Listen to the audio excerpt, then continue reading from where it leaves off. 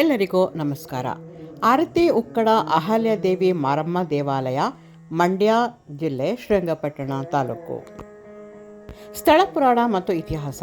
ಹಿಂದೆ ಈ ಸ್ಥಳವು ಗೌತಮ ಮಹರ್ಷಿಗಳು ಮತ್ತು ಅವರ ಪತ್ನಿ ಅಹಲ್ಯಾದೇವಿಯ ಆಶ್ರಮವಾಗಿತ್ತು. ಪುರಾಣಗಳ ಪ್ರಕಾರ ಇಂದ್ರನ ಛಲದಿಂದಾಗಿ ಗೌತಮ ಮಹರ್ಷಿಗಳು ಅಹಲ್ಯೆಗೆ ಶಿಲೆಯಾಗುವಂತೆ ಶಾಪ ನೀಡುತ್ತಾರೆ. ನಂತರ ಶ್ರೀರಾಮಚಂದ್ರನ ಪಾದ ಸ್ಪರ್ಶದಿಂದ ಅಹಲ್ಯೆಯ ಶಾಪ ವಿಮೋಚನೆಯಾಗುತ್ತದೆ. ಶಾಪ ವಿಮೋಚನೆ ನಂತರ ತನ್ನ ಸೌಂದರ್ಯವೇ ಶಾಪಕ್ಕೆ ಕಾರಣವೆಂದು ಭಾವಿಸಿದ ಅಹಲ್ಯೆಯು ತನ್ನ ಸೌಂದರ್ಯವನ್ನು ನೀಗಿಸೆಂದು ಶಿವನನ್ನು ಪ್ರಾರ್ಥಿಸಿದಳು.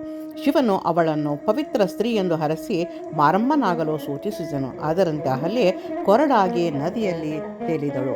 ಕಾವೇರಿ ನದಿಯಲ್ಲಿ ಮೀನುಗಾರರು ಮೀನು ಹಿಡಿಯುವಾಗ ಮರದ ತುಂಡಿನ ರೂಪದಲ್ಲಿದ್ದ ದೇವಿಯ ವಿಗ್ರಹ ದೊರೆತು ಇಲ್ಲಿ ಪ್ರತಿಷ್ಠಾಪನೆ ಮಾಡಿದರು.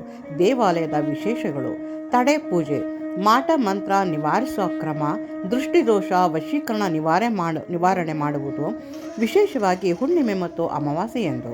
ದೇವಾಲಯದ ಗೋಪುರದ ಅಕ್ಕಪಕ್ಕ ಕಪ್ಪು ಎಳ್ಳನ್ನು ಅರ್ಪಿಸುವುದು ವಿಶಿಷ್ಟ ಸಂಪ್ರದಾಯ. ಮೀನುಗಾರ ಕುಟುಂಬದವರು ಸರತಿಯಂತೆ ದೇವಿಯನ್ನು ಪೂಜಿಸುತ್ತಾರೆ. ಮೈಸೂರು ಮಹಾರಾಜರು ಇಲ್ಲಿ ಬಂದು ಪೂಜೆ ಮಾಡುತ್ತಿದ್ದರು. ಅಷ್ಟು ಶಕ್ತಿಶಾಲಿ ಮತ್ತು ಪ್ರಾಚೀನ ದೇವಾಲಯ. ನಟ ನಟಿಯರು ಸಹ ಆಶೀರ್ವಾದ ಪಡೆಯಲು ಇಲ್ಲಿಗೆ ಬರುತ್ತಾರೆ. ಹುಣ್ಣಿಮೆ ಅಮಾವಾಸ್ಯೆಯೆಂದು ಪ್ರಾಣಿ ಬಲಿ ಕೊಡುವುದು ಇಲ್ಲಿನ ವಿಶಿಷ್ಟ ಸಂಪ್ರದಾಯವಾಗಿದೆ ಮತ್ತು ಭಕ್ತಿಯ ಮತ್ತೊಂದು ರೂಪ ಕೂಡ ಇದು ಆಗಿದೆ. ಬೆಳಗ್ಗೆ 6ರಿಂದ ರಾತ್ರಿ 9:30ರವರೆಗೆ ದರ್ಶನದ ಸಮಯವಾಗಿರುತ್ತದೆ. ಇದು ಶ್ರೀರಂಗಪಟ್ಟಣದಿಂದ 10 ಕಿಲೋಮೀಟರ್ ದೂರದಲ್ಲಿ, ಪಾಂಡವಪುರದಿಂದ 1 ಕಿಲೋಮೀಟರ್ ದೂರದಲ್ಲಿ ಈ ಕ್ಷೇತ್ರ.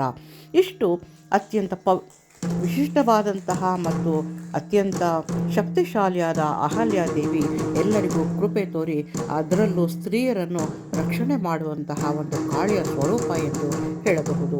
ಈ ದೇವಾಲಯದ ಬಗ್ಗೆ ನಾನು ಕೊಟ್ಟಿರುವ ಮಾಹಿತಿ ನಿಮಗೆ ಇಷ್ಟವಾಗಿದ್ದರೆ ಲೈಕ್ ಮಾಡಿ, ಸಬ್ಸ್ಕ್ರೈಬ್ ಮಾಡಿ, ಮತ್ತು ಏನಾದರೂ ನಿಮಗೆ ಸಂದೇಹಗಳಿದ್ದಾಗ ಕಮೆಂಟ್ ಬಾಕ್ಸ್ನಲ್ಲಿ ಹಾಕಿ, ಅಥವಾ ಏನಾದರೂ ಸಲಹೆ ಸೂಚನೆಗಳನ್ನು ಕೂಡ ನೀವು ಕೊಡಬಹುದು. ನಮಸ್ಕಾರ.